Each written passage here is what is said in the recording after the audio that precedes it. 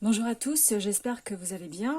Alors bienvenue sur ma chaîne. Aujourd'hui je vais présenter un oracle de Sandra Anne Taylor, qui est l'auteur du tarot akashique et qui a fait un oracle, c'est l'oracle de l'énergie, mais je pense pas qu'il soit récent, je pense qu'il a plusieurs années ou il a été traduit récemment. Enfin, je sais qu'il existait, ce que j'avais déjà vu sur Amazon, mais c'est la première fois que je le trouve en magasin, donc je l'ai acheté en magasin dans une boutique ésotérique à Paris.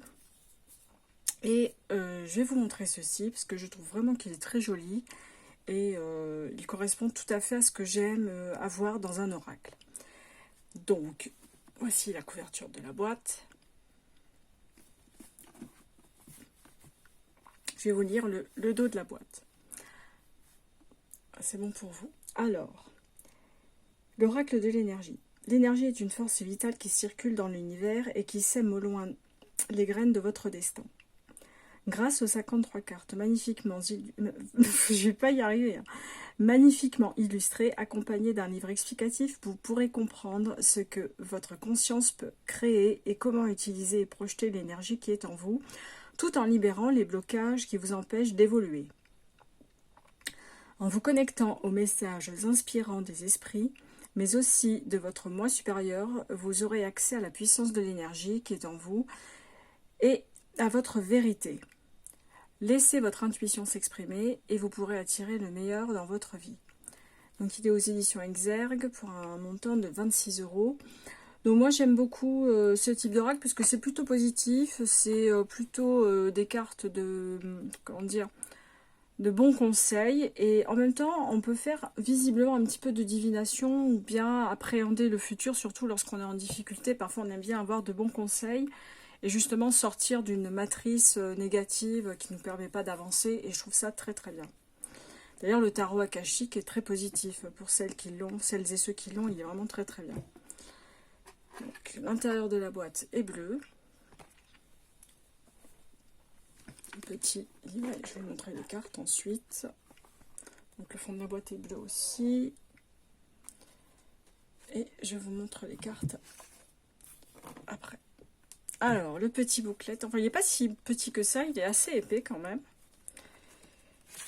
Alors, j'ai jamais ouvert, hein, je vous le dis sincèrement, je l'ai acheté et je l'ai laissé là. J'ai pas eu le temps vraiment de le regarder, mais j'en profite pour le découvrir avec vous. Donc la table des matières, l'introduction. Ensuite, à propos des cartes, l'interprétation. Alors, les préparatifs en vue d'une lecture. Bon, bien sûr, des conseils qu'on peut avoir sur d'autres tirages aussi. Calmer son esprit, prenez une respiration profonde et ouvrir aussi son esprit. Enfin, bon, vraiment, je pense que c'est valable pour tous les tirages en général. Alors, la disposition des cartes pour les tirages. Alors, je ne sais pas si on a plusieurs tirages. Tirage une carte. Donc j'imagine que c'est la carte quotidienne. Le tirage à 3 cartes. Et la croix à 7 cartes. Ce tirage est plus détaillé et la position des cartes a une signification plus spécifique. Donc en fait, si je comprends bien, influence du passé. Celle du haut représente le passé lointain. Celle du dessous, les influences plus récentes. Bon, je pense que c'est intéressant. Le tirage 9 cartes, ça, franchement... Alors moi, c'est vrai que j'aime pas beaucoup tirer beaucoup de cartes parce que parfois, lorsqu'on tire trop de cartes, on en perd de vue un petit peu notre question, et à vouloir trop de réponses aussi, parfois on se perd. Quand on tire trop de cartes, pour moi, c'est une manière d'exiger une réponse qui nous convienne. Mais ça, c'est mon point de vue, hein. Je sais qu'il y en a qui font énormément de tirages, même avec plusieurs jeux et tout. Moi, je le fais aussi avec plusieurs jeux. Mais l'idée de tirer plusieurs cartes, parfois j'ai l'impression, et je le fais, hein, c'est une erreur que je fais aussi, c'est que j'ai le sentiment de vouloir tomber sur la carte qui va me convenir à un moment donné. Donc c'est un petit peu...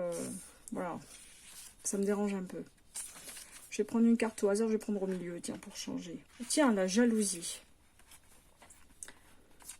Alors, jalousie, manque, insatisfaction. Alors, à l'endroit, c'est une signification. Cette carte illustre une femme qui tient une grosse perle dans une main et une coupe emplie de pièces de monnaie et de perles dans l'autre. Elle est debout dans une pièce de couleur argentée et elle regarde au loin une ville dorée. Elle mène déjà une vie aisée, mais elle l'ignore et elle aspire à la prospérité éclatante qu'elle voit ailleurs. Au lieu de se sentir heureuse et comblée, elle ne ressent que de l'insatisfaction et un manque parce qu'elle désire toujours avoir plus et cette énergie se reflète dans sa robe. Je pense qu'on le verra mieux sur la carte, parce que là c'est en noir et blanc. À l'endroit, cette carte vous dit de cesser d'être jaloux et de prendre conscience des bénédictions dont vous jouissez déjà dans votre vie. Il est maintenant temps de changer votre façon de voir les choses. Après tout, quand vous enviez les autres, cela ne fait qu'attirer davantage de choses vers eux et non vers vous. Et ça vraiment, c'est pas faux. Les gens jaloux, je ne sais pas si vous avez remarqué, ont l'impression qu'ils ont un retour de bâton. Ils vous envient, ils essayent même de vous nuire, mais en fait, il y a un retour de manivelle, tôt ou tard, de toute façon. Remarquez tout ce que vous avez et remerciez l'univers. Si dans votre tirage, cette carte se trouve près de la carte de l'appréciation, le message est doublement important. Il est maintenant temps de cesser de voir ce qui vous manque et d'apprécier ce que vous avez. C'est ainsi que tout change. Alors, à l'envers, cette carte annonce une grande période de joie et d'appréciation.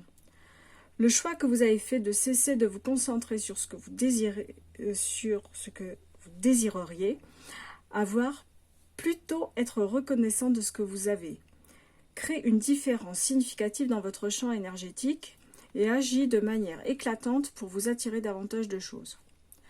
Vous savez que vous pouvez avoir l'œil sur des objectifs futurs sans perdre de vue vos bénédictions actuelles. Alors continuez de chasser vos vieux sentiments d'envie ou de manque chaque fois que ces pensées ou ces émotions surgissent en vous. Vous êtes sur la bonne voie pour connaître une vie entièrement gratifiante et votre reconnaissance sincère de la valeur qui se trouve en vous et autour de vous ne fera qu'attirer encore plus de valeur dans votre vie. L'affirmation qu'il faut se répéter comme une incantation, c'est « Je cesse de penser à ce qui me manque, je regarde avec joie et satisfaction les bénédictions dont je jouis dans ma vie, je suis content. » Pour moi, c'est déjà un leitmotiv, mais c'est bien de se le répéter et de se coacher de temps en temps. Alors, je vais vous montrer ces cartes qui sont très jolies. Alors ça, c'est le dos, que j'aime beaucoup. Les tranches sont dorées. Et je vais vous montrer les cartes. Alors, vous verrez que ça vous rappellera vraiment le tarot akashique, parce que c'est vraiment le même type d'illustration avec un contour un peu doré, vraiment très joli. Le soleil, le voyage, abondance en éclosion, famille heureuse, attachement, contrat, communauté, indécision, cœur brisé, tempête en vue. Vous voyez, comme je disais, elles ne sont pas toutes positives. Et ça, c'est vraiment... c'est bien aussi de recevoir des messages négatifs de temps en temps. Ça remet les idées en place. Corne d'abondance.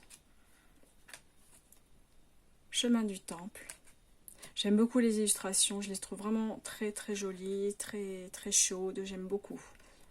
Contraintes financières. Liens affectifs. Appréciation, patience,